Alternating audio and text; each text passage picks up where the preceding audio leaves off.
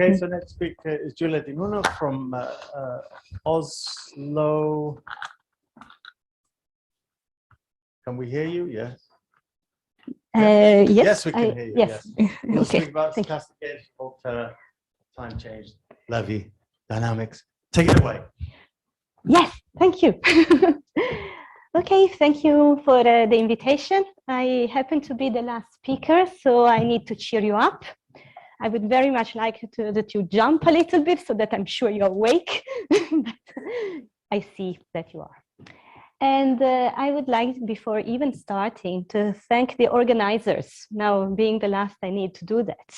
On behalf of all the speakers. It was a very nice occasion to come here in person in the lovely Cambridge and meet all of you here. So that was really nice. Thank you for putting this up and keeping it up despite it was supposed to happen last year. So that was, thank you. Okay, but now back to mathematics. Here we have our stochastic games. That's going to be theoretical. And this is joint work with Michele Giordano, who is now managing the electricity prices in Norway. So gone off. But what is this about is going to be presented here. So we start with a controlled dynamic of this type.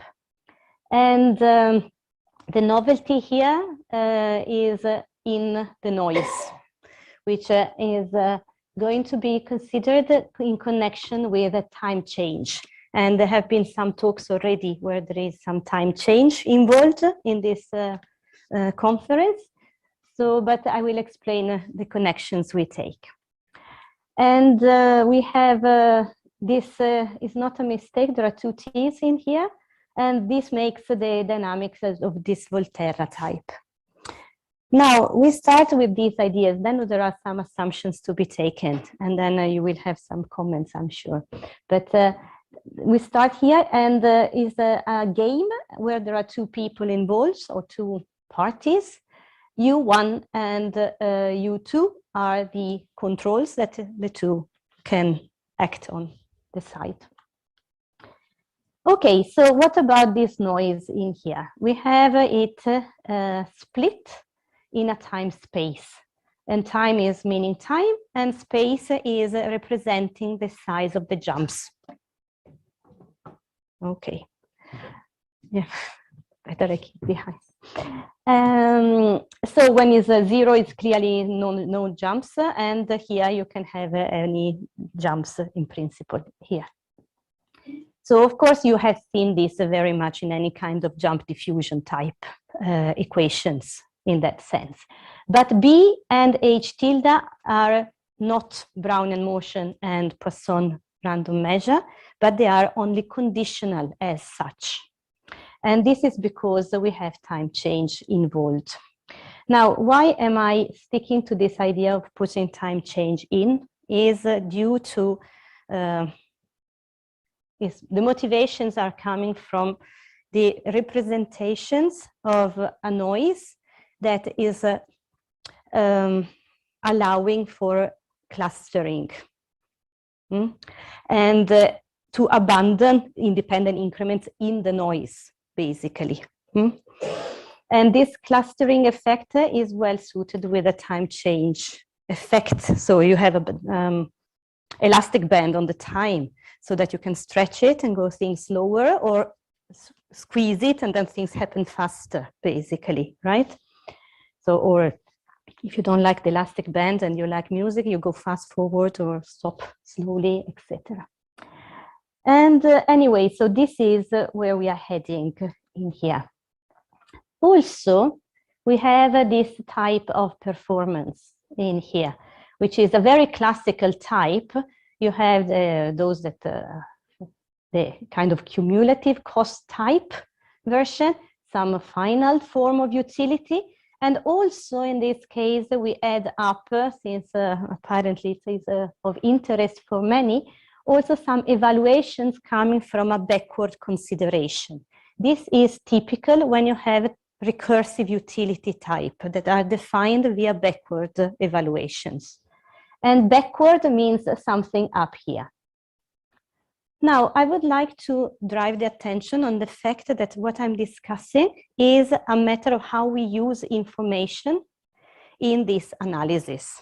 So many things are related to classical control, the use of information and how it plays into the calculus is what I'm emphasizing right now. So for example, this differential equation here of backward type presents this term, which is here, and an orthogonal martingale to mu, which is a martingale, and we'll discuss this later. So this happens because the underlying filtration is generated by the noise. And then since this filtration is not really representing, is not kind of perfect in its stochastic integral representation format, then you have an extra part coming up. Okay? This is something that you don't see usually if you have jump diffusions only. You see it when you have integration with respect to general martingales, as these noises we treat can be considered. Okay, so just a reminder of something you have seen already, that Nash equilibrium. So what we are looking for is the optimal admissible, of course, then we see what it is, but this couple marked boringly for many with the hat, and this means that whatever each player does, so you see that this couple is going to be the best option for all the players. We have seen this presented for many players during this conference. Now I only have two, so this is what you have. Now, little bit of revision and what has been done around. So first of all, this kind of performances that include these backward differential equations are kind of coming up more and more in the literature. Of course, there have been some previous work on this. Typically, all these works are either in a Brownian framework only or in a jump diffusion framework only. So basically, the noises are of, let's say, Levy type. Where Levy type, I mean independent increment spaces, right? Or independent values, if you prefer to use the random measure terminology. Volterra type of equations have been interesting. They are more and more interesting recently. And there has been work on the control of this. But I would say that we shall a little bit compare, but this is not, I will have to be not so precise, it's still work in progress there. The Volterra type with functional differential equations. What is functional differential equation? It means that the noises are still finite dimensional, but the coefficients are functionals, not just depending on the state, but on the whole path of the process. And there has been a little bit of work, not very much. It's very easy to find the papers because you see one is here, one is there. That's it, basically. Maybe there is something extra I missed, but in case you know, please tell me. And when it comes to optimal control, we have done some previous job, but this one you will hear about. And when it comes to Volterra type differential equation, which is not my case in here, but just to, this is, you see, is not Volterra type. There is no T in here, for example, no in here. And I will tell you why. Then I have, in any case, to say that there has been a lot of activity from a differential study point of view, and driven a lot by these authors here that you see. Okay, so we are a little bit in between an area where there is activity, but is not uniformly settled in all the aspects. So in what we do is that we consider this distortion on the timeline, this time change kind of factors, which move out substantially from some techniques of jump diffusions. And substantially they work out from techniques that use Markovianity. And the other thing is that we are going to use some techniques of stochastic differentiation, very, very little, but we do this with this concept of non-anticipating derivative and not via Maljaven calculus, which was already explored. And I will also have, with some patients, tell you why. This non-anticipating derivative is an object. The point here is the domain that is a little bit a problem in control, mostly because you have to make assumptions on the fact that you don't have the control a priori. So that's a little bit of a chain problem.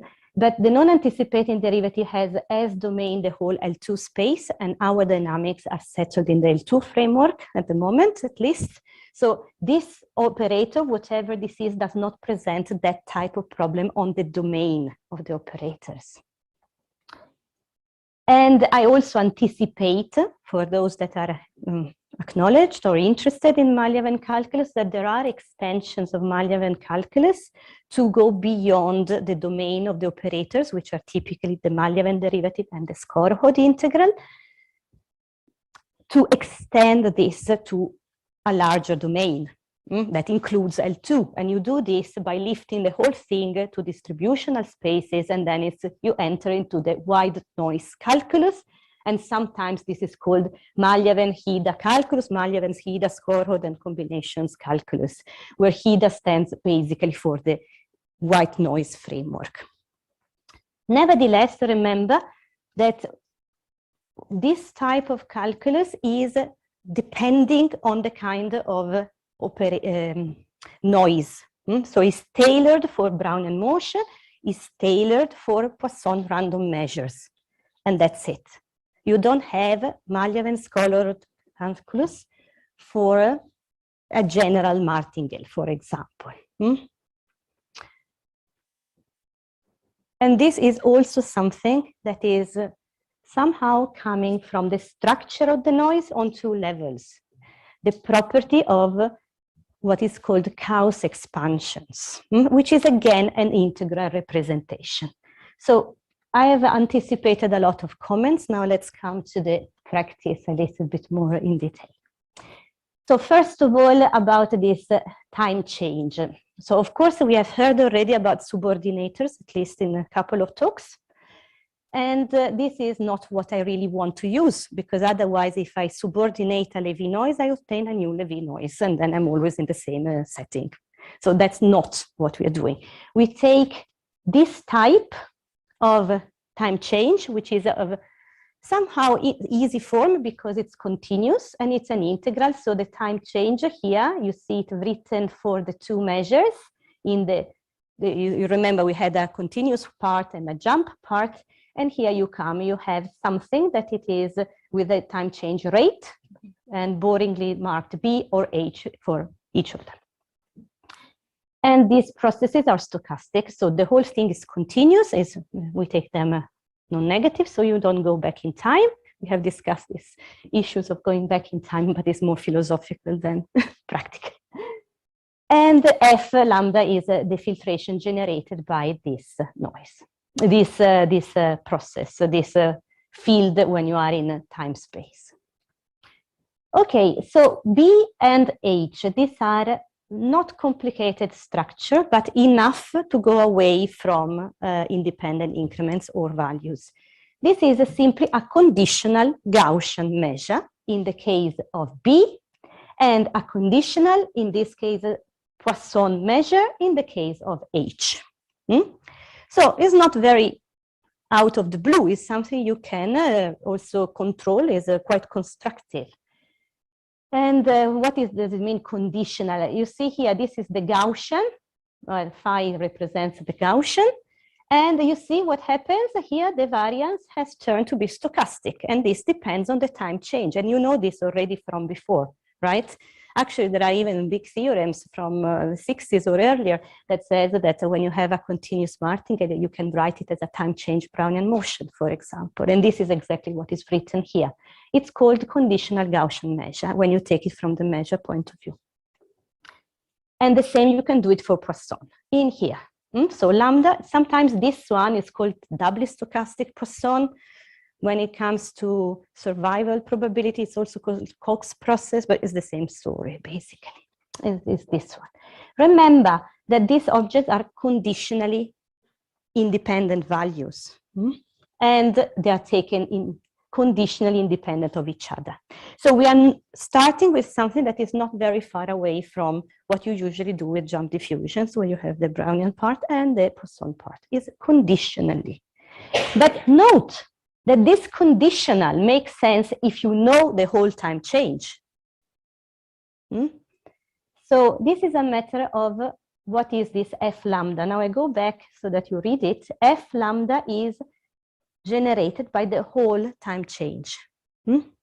So mathematically, we know a lot about the noise if we knew everything about the time change. Now, problem is that when you make a decision, you don't have the crystal ball to see in the future how the time change will perceive. You only see the past. So now you see why we are discussing information, where information means the type of filtration we consider.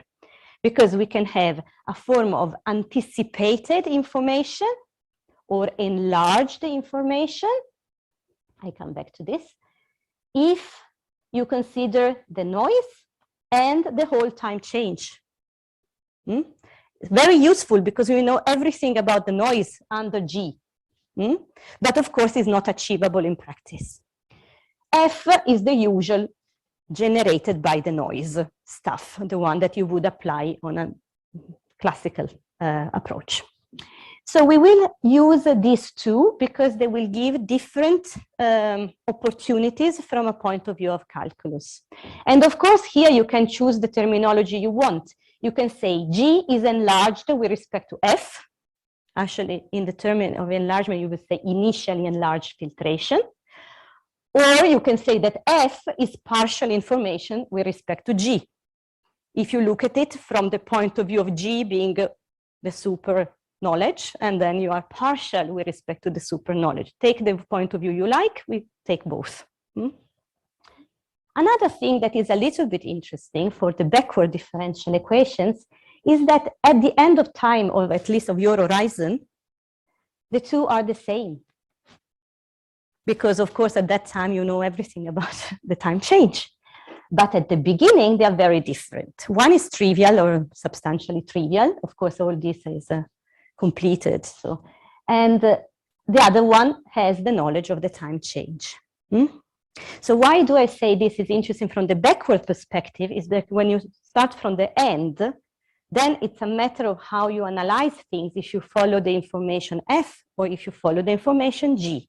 The two solutions are not the same. And since this is not a linear world, you don't just take projections to go from one to the other. Doesn't come the same thing.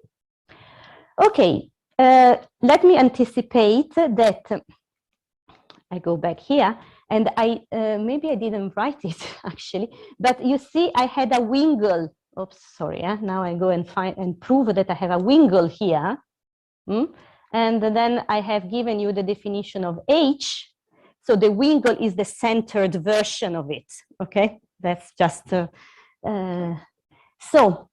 let me also say what is the connection with time change. This is a work from the 70s and there are other connections with this one. But basically what we are saying is the following, that let's say the Brownian motion that you know already is that when we have that, so B, this our measure B satisfies this being conditional Gaussian measure if and only if it is this like this, which is the way you usually write time change, you know? This is the way you usually like to write it. But is if and only if the relationship. So the two things are actually the same. And it's a matter of representation. And here you have it with the Poisson case. Now, why I use eta and not, you may be confused a little, but it's just to write the process into the process. And of course, I have originally had, you see, eta is the integral of H tilde, just to write the process so that I'm not distracted by the jumps. Okay, so this is a Serfoso, but of course Grigellionis also had the same, more or less at the same time, even more general results and other studies on these conditional independent processes. which turn out to have also some kind of characteristics and et cetera, et cetera. So this is a study that is purely input into probability. We just make the connection in here. Well, from the calculus point of view, since we have an enlarged filtration, the important things to remember is that mu, our noise, is a martingale field with respect to both G and F. That's important because it's not obvious that it keeps the martingality, but it does. So that's not a problem at all. Okay. This non-anticipating derivative in a nutshell is all here, and we have it to be defined as this limit, and it's a limit in the classical space of integrands of simple functions. And you know, when you have a simple function, the only thing of interest is what is the value taken on the partition set. And this you have it in here. Now, this presentation is written under G because it is under G that I'm going to apply it. But as a matter of fact, you can do this with respect to any filtration because the definition is given for general martingales as integrators. And you see, you have any random variable xi belonging to L2, the same that you see here. And then this mu is your measure, and lambda is what's going to be connected with the quadratic variation of mu. So this is down here to make a normalizing factor. The little sets that are written here, they are just of this form, and they are basically just, you can call it nested dissecting system, if you like. That seems to be the most popular way to say it, but basically is a partition of the time space done in an appropriate way. And now this limit is then written in terms of the inputs of your problem.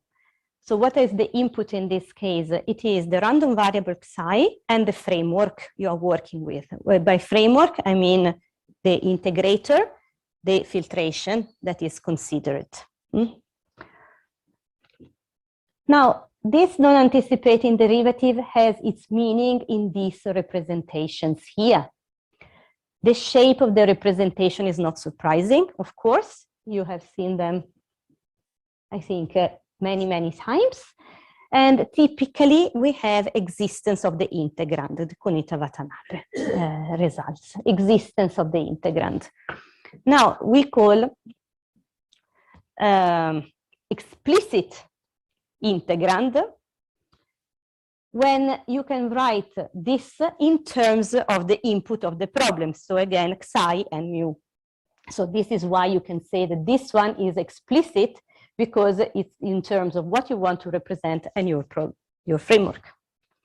And this type of writing, if you have this interest in the Malyev and Skorohod calculus, then in the case of Brownian motion, this would be representing the Clark-Ohlson formula.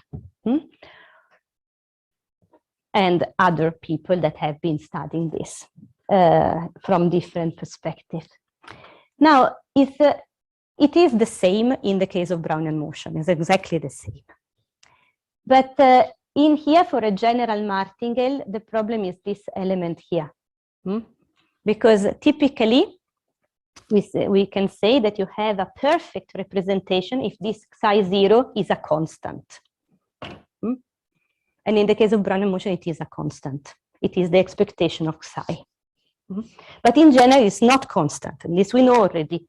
And it is with derivative 0, fair enough. And typically, we can say nothing about this remainder. And this is a problem then in finance is coming up, sneaking in the difference between a complete market and an incomplete market, for example. In an incomplete market, you will never perfectly replicate because there is always a remainder. And here it is basically where the remainder comes from. Of course, there is a little bit of discussion in between of how you connect this xi with the market, but that's I leave it aside for the application. But this is the kernel of the problem in there. Now, in this situation, if I'm under F, I can only say that this psi exists. If I'm under G, I can say that this is exactly this object. Which gives a bit better information because this means that it depends only on the time change. And this is because I apply the result to the particular mu I have at hand. Okay? So under G, once again, we know much more because we can make use of everything we know about this, this noise. Okay, well, another thing to remember, when you see something like this, you realize immediately that the non-anticipating derivative is the dual of the Ito integral. Well, you see it written here, basically. No? You just can write the same things in terms of duality of the operators, then you don't know only that it exists, but you have it, it's this one. You have a representation of the dual. Okay, let's go back to the original problem after this detour. Remember the performance that was written here. All these coefficients that are appearing, coefficients, specifications of the performance, F, phi, psi, all these things here, they are marked. Oh, here I could have been. And we start having heavy assumptions. Now we start entering the world of a lot of conditions in some way. In particular, what happens is that because these elements depend on time, this F, then we ask for smoothness with respect to some of these elements that appear. You see they are of course adapted. This one is C1 in X. This one also has to be, well, it's measurable, is also C1 in X. So we make derivatives of these objects and then, okay, sufficiently, we want them to be C1. Everything is very strong in here. Now, the Volterra dynamic we started from with the coefficients in consideration. And the first thing is the existence of this. This is studied even in this noise. Is not particularly different because in any case, even though the noise is more general with respect to the classical study, you apply the same techniques. So you only have to be careful to the estimates. So it's basically a Picard iteration again. And these are how the sufficient condition appear for that result. You see that they are not surprising because this is classical sufficient condition in terms of Lipschitzianity, in terms of growth. But the only thing that happens is that you have to include the time change in these conditions, which means that there is a little bit of weight of this condition with the typology of time change. If you have a speedy one or if you have a slow one, then this can be affecting what is your meaning of Lipschitzianity, for example, no? In that sense, because the distortion is coming in. Okay, but then you have the solution and it is adapted. Okay, now we start having a little bit of analysis of the connections with our conditions to the Volterra situation. And since there are experts of Volterra, maybe you have good ideas. I tell you the problem. So typically, no, you have that these equations, I just go back again, are written in integral form. And it's all very fine if you are studying them, but we need to make calculus with them. And then we need to apply Ito formula at least in order to do something, okay? Are we allowed to apply Ito formula to this story? Here. So can you just apply and write this in differential form? So dxt is that's my problem, just to be practical in the theory. And this is not such an obvious answer because not always you can apply the Ito formula to these things. That's the situation, because it all depends on how these B and Ks behave, but this time in terms of time. So Prof came up with what he calls transformation rule. You have the reference, it's a long time ago, the problem was already there because Volterra was already there. And he has replaced this condition, which is a form of Lipschitzianity of the derivative, but with respect to the time. So let's not comment on the verification of this, because it depends on the k, of course.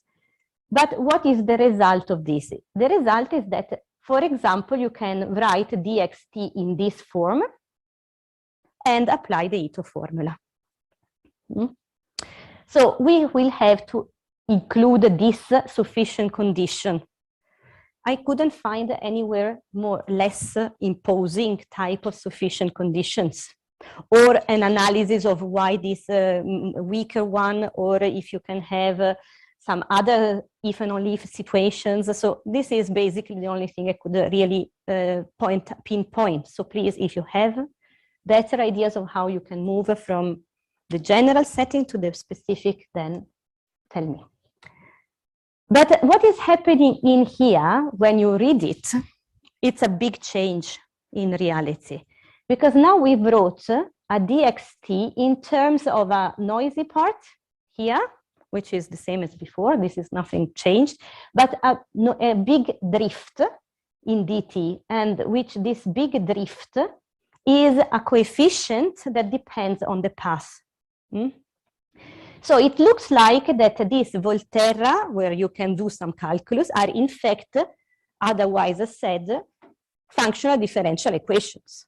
So we have a little bit changed the framework or the setting. And this would be all fine if functional differential equations were very well developed.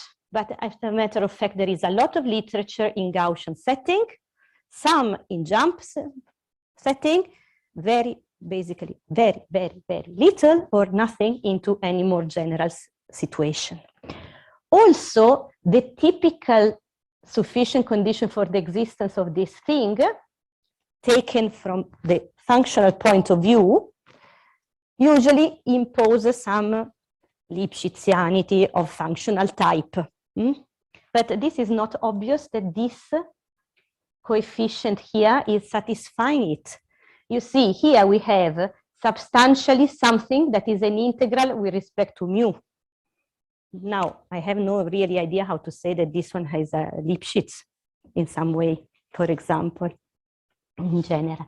But so this is a nice connection. It's going to be used from the calculus point of view, but from the existence, for example, point of view, after all, the Volterra aspect was maybe easier, or at least we could work with the coefficients directly, but maybe not. Another thing is that let's not get confused, because functional differential equations, of course, per se, they are not Markovian because they depend on the past. But sometimes they are lifted to some Markovianity. No, you just start working with functional spaces, you lift everything, and you can see that they are Markovian in the Brownian and jump setting. But here, they will not be Markovian because this noise doesn't have the structure for that. So if you were thinking about lifting everything and going to some structures that use Markovianity, in any case, we are still here with the basic question on that. So all in a sudden, we are sitting with this, but well, whatever we can do, I'm not sure. But one thing to say is that coming from Brownian setting and functional studies, then we still have some work from Possamai, Tuzi, and Zhang on stochastic games. The questions they were studying was a bit different, but on functional SDs, which was nice because there is at least some check on that. Okay, so the BSDs that I have announced earlier, when you talk about solutions of this, you have a triple, not only 2 elements, but 3 elements. So the solution is given in terms of y, theta, which is the integrand here, and this remainder, which is coming out part. So we talk about this. Now, as you see, it may seem to be a forward-backward system. It is a forward and it is a backward system, but it's not complicated because this is not fully coupled. It's coupled only in one way. So the y depends on the x, but the x does not depend on the y. which makes it a very big simplification. So I'm not claiming this is a forward-backward system of equations in full sense. It's just that the x value here is the final point, and so it impacts on y. So that is not something that is puzzling us, for example. Okay, now, BSDs, they have a long story, so it's many people have worked. We know pretty much everything about the solution and the existence of the solution, so there we don't have a big problem. Maybe the last work, which has also a very funny name, saying BSDE is the whole 9 yards, it's in here, and fair enough. We have references for that. What we do in any case is that we work, both our BSDEs so far is this one, and it's coming in the performance. But now we will have yet another BSDE coming out, which is due to the maximum principle. And that is going to be under filtration G instead. So there we have to be careful. Okay, and this is where we use this non-anticipating derivative. Now, there are many approaches to stochastic control. And I would say that the most successful in terms of operational computation is probably the dynamic principle, if you can solve all your Hamilton-Jacobi equations in all sides. And this is a matter of fact. But on the other side, it relies on Markovianity, which we do not have. So that whole setting is a little bit cut off directly. Now, one can start trying to lift things to an infinite dimensional setting to recover it. Here, we are not so happy to do that because we have a little bit of troubles with general martingales in infinite dimensional settings. So the quadratic variation concept has to be controlled a little bit nicely, etc. And we still have no Markovianity because of the general martingale part. So we follow up with the maximum principle, which is, and it's only a sufficient condition, so it's only a verification theorem in this case. So it's a partial result from the point of view of optimization. But okay. And so this is what you have to expect. And the other thing is that we have these admissible controls, which, remember, they are predictable with respect to f, because this is what at best we can get, sometimes less. We can accommodate for less than f. That's no problem. We cannot accommodate for more. And here is again your conditions. This is coming from the performance, from the performance, from the performance, and again these from the performance. So all these are conditions on the performance. The Hamiltonian functional. Okay, so here the Hamiltonian functional turns to be more of a functional type. So it is, well, you can read it there, but let's come to the practice a little bit down here. It has it's divided in two because the first part is very classical and the second part comes because of this functional equation or Volterra structure. You can see it from both sides. So F in here is from the performance, B is from the control dynamic as much as K, and you see that they appear two elements, P and Q, which belong to a backward equations. These are the associated variables. And then you see again kappa here. This is coming from the jump part as still the control dynamic, and this one, this bit here is G. This is the backward equation in the performance. And you see there is a zeta here, and this zeta is associated as dual variable in a forward way. So the backward is associated to the forward and the forward to the backward. Not surprised there. Okay, so this is the classical part. You see that the coefficients are all evaluated at the same time. This other part, you do the sum of the two. These other two parts are related and they appear because of the functional shape, the Volterra shape. And they are written in integrated form. So they depend on the whole past. And as I said, you don't have that, this would not appear at all in that. Now, in this particular way we apply this, there is this object that appears. So it's functional, and also it appears an element of stochasticity, which is actually marked up here, in the sense that these are stochastic processes. So this Hamiltonian function is actually a bit special. It is stochastic in these terms, and it is related to filtration G. So this one is an element that is a bit out of the usual context in particular. Now let's see where this is coming from. These P and zeta things are coming from here. The dual or associated joint equations, they are depending on the Hamiltonian, differentiated of the Hamiltonian. This is differentiable because there are already so many assumptions at the end that you get it for free, this one. P and Q, you see this is a backward dynamic, but you see that there is no extra part like the other one we had. There is no extra part because we are under filtration G. And this one is very good. That it comes out in this way. So it is a real backward equation under G. It's not a Volterra type, even though it's motivated by Volterra. But the Volterra has gone all in the functional coefficients. The final part depends on the points that you see here. And again, this zeta is coupled with a forward equation that is written here. Now, this forward equation, you see the derivative of H with respect to the Y part, the backward part. Here is the derivative on the jump size 0 with respect to that coefficient. And here is more complicated, and here there is an assumption of existence because here we are taking a derivative. It's just a notation, this one, it's not anything else, but it's meant to be a Fréchet derivative because here we have the function of the jumps that is coming into account. So this object is the forward equation. The solution of this comes in here. So again, this is not a fully coupled system, it's just a plain two of them, one inside the other.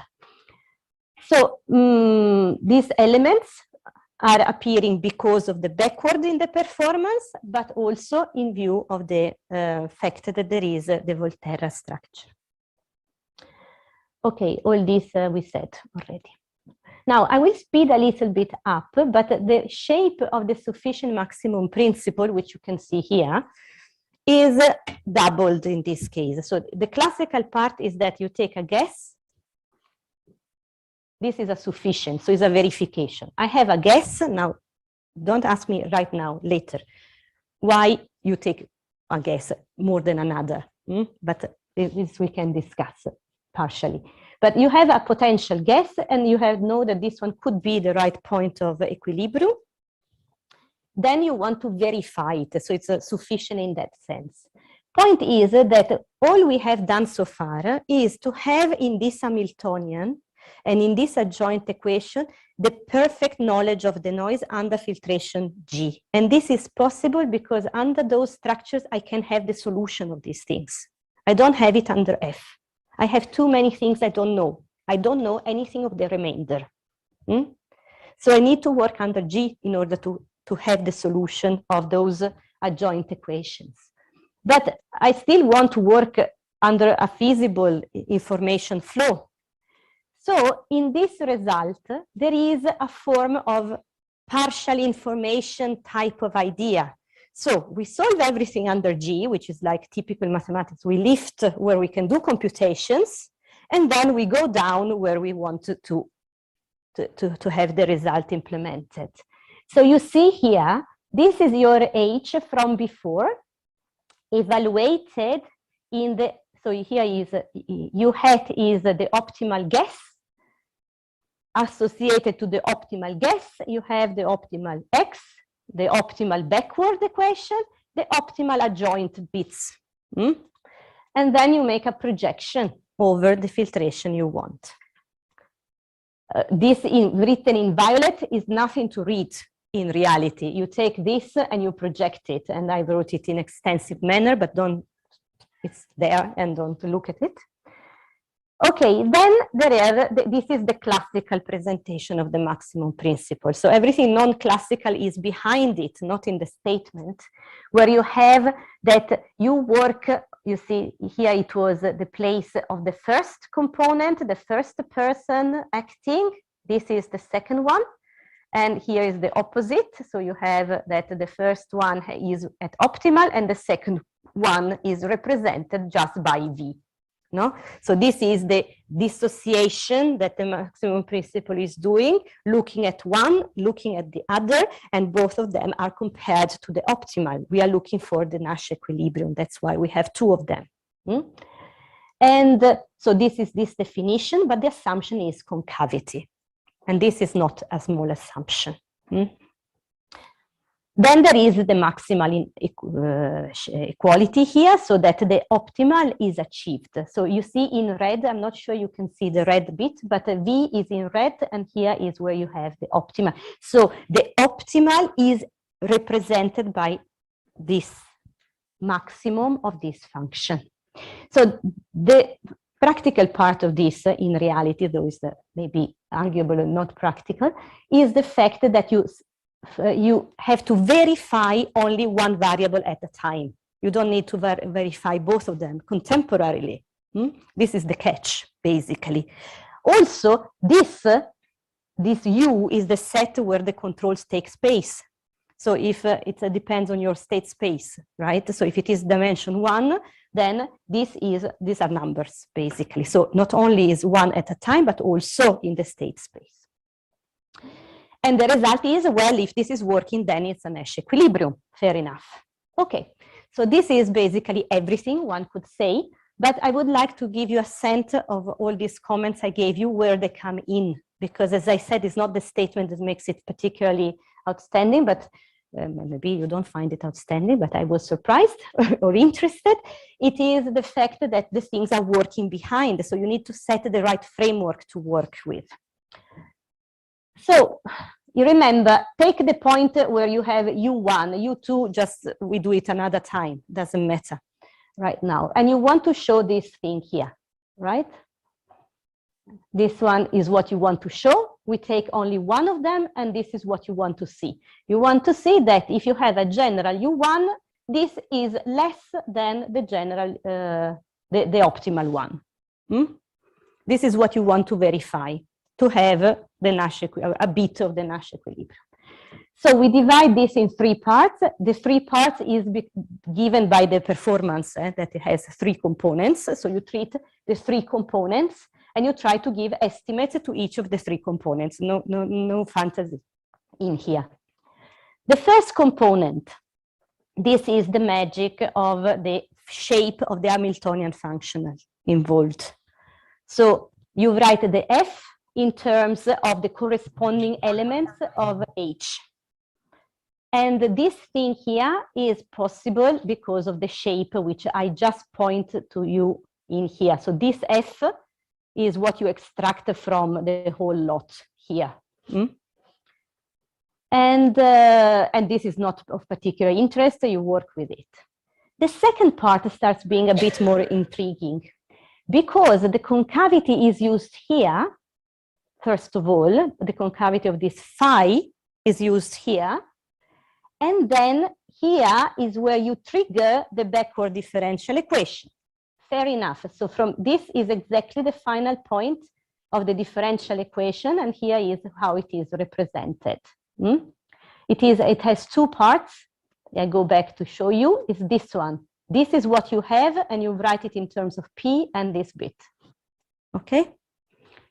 So when you do this, you arrive to these 2 nice equations, and now you have a product of random variables. And then you say, apply the Ito formula, and here we go, we have a machinery. This is where the Ito formula has to be considered carefully. And this is where those comments on the transformation rule come in. Because when you write this Ito formula, you have to truffle around with your X process. This is that part that scratches onto areas of calculus where maybe there has not been done enough.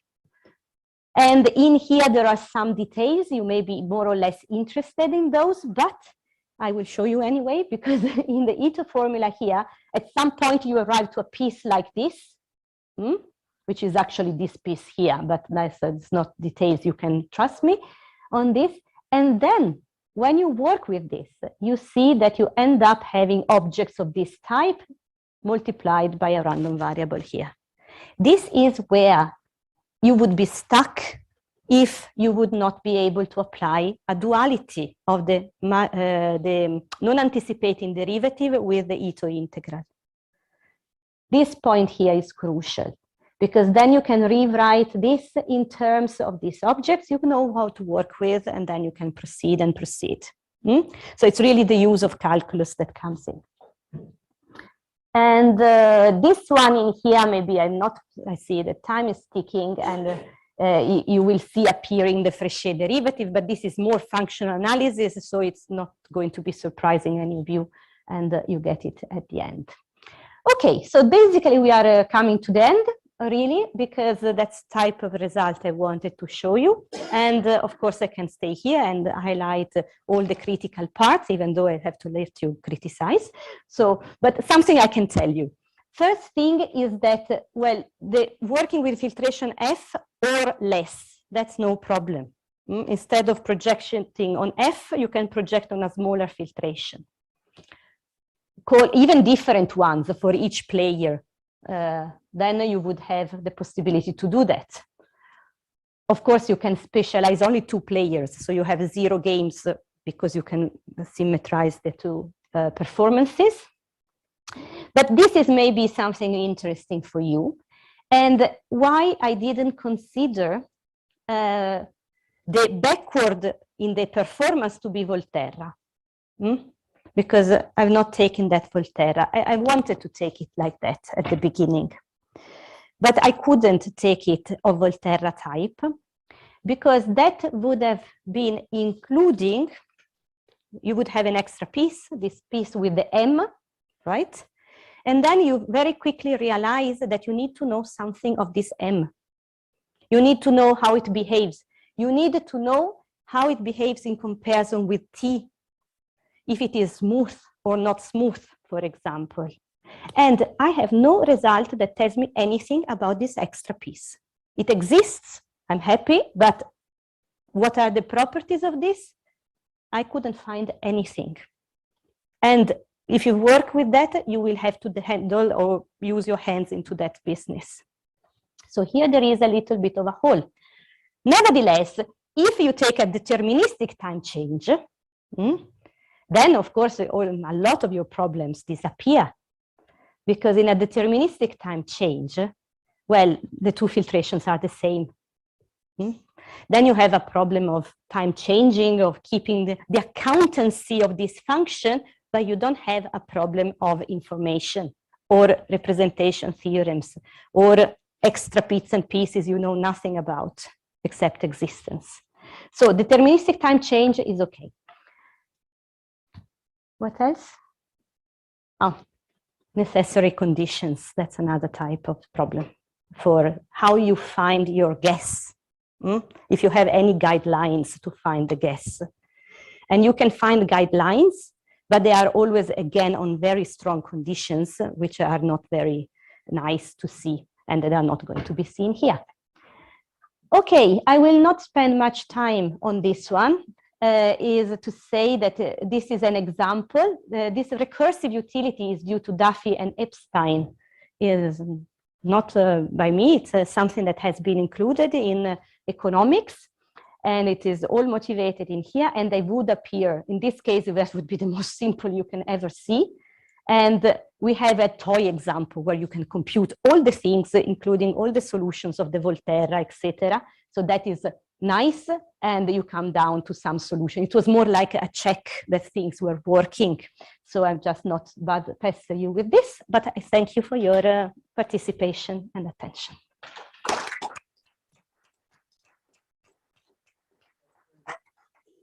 Okay, do we have any? Yes, we do, straight away. Could you please show me page 24 again? Just repeat for the people at home, for the viewers at home. 24. So this is just a technical question. Do I have? Oi. Let me see, put the glasses also. No, but that, I think we maybe talked just about say, this yeah, one, right, yes. where you have- So as far as I see, your NA derivative gives you the density of a martingale representation, right? Yeah, what it goes under the integral sign, The yes. third line from the bottom, you multiply by P hat 1. This one? This one? Yeah. You multiply by P1 T. This is the duality I'm No, applying, I'm no? just saying, you're multiplying by P1 T. This is now represented as an integral against the derivative, right? Yes. So, but there was this initial. Yes. So where is the initial gone? So I wonder about It will because be. initial is not 0 and it's not the expectation. No, but under G, this is exactly the point. I go back to that representation. Because under G, you have exactly come to the point. Under filtration G, this one is like this, and in the integration will be 0. Yeah, it's exactly this, and is exactly where filtration G, one of the points filtration G has a structural importance. Yeah, without that, you would have this SRPs, and then you don't know anything again. Exactly, and you need to know something of the shape of this remainder, but you don't know what it is. Yes. Thank you very much. Yes. Okay, any more questions? Oh, yes. Oh,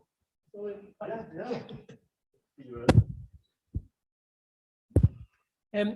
On the previous slide that you put on when Sigrid asked the question, you said that there is a sensible point with respect to Ito's formula, and I would like to understand this better. So where does X takes its values? So I forgot. Here it takes values in the real line. It's one dimensional. It can be finite dimensional, is not infinite dimensional, the X. Okay, because in the infinite dimension case, usually not semi-martingales, these guys. Yes. So then I have to keep it in where we can do something. Okay.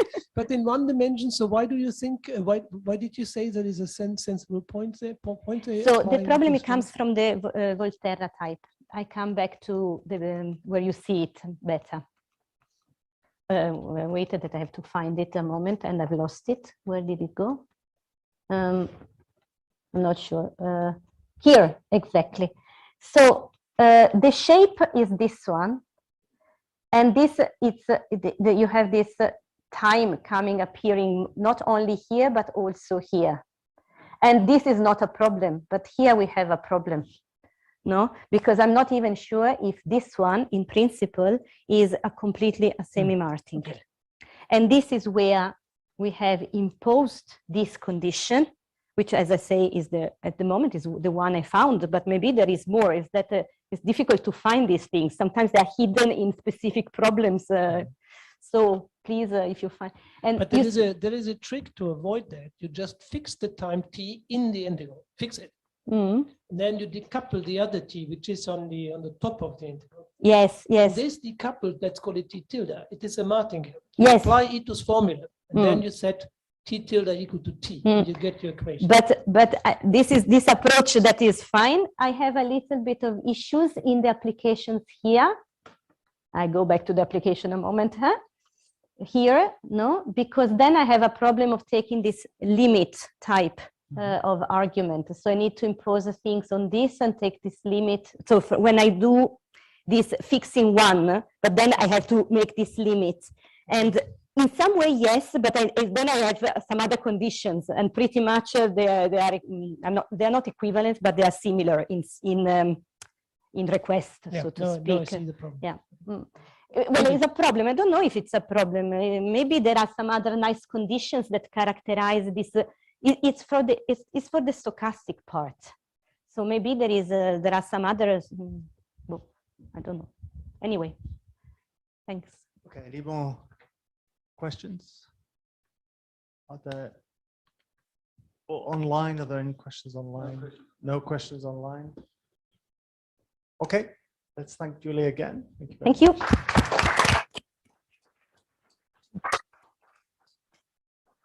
Okay, so we're all done. I guess just to reiterate what Giulia said, we should thank very much the organizers for putting this event together and having us here at the Isaac Newton Institute. So let's clap for the organizers. Thank you very much.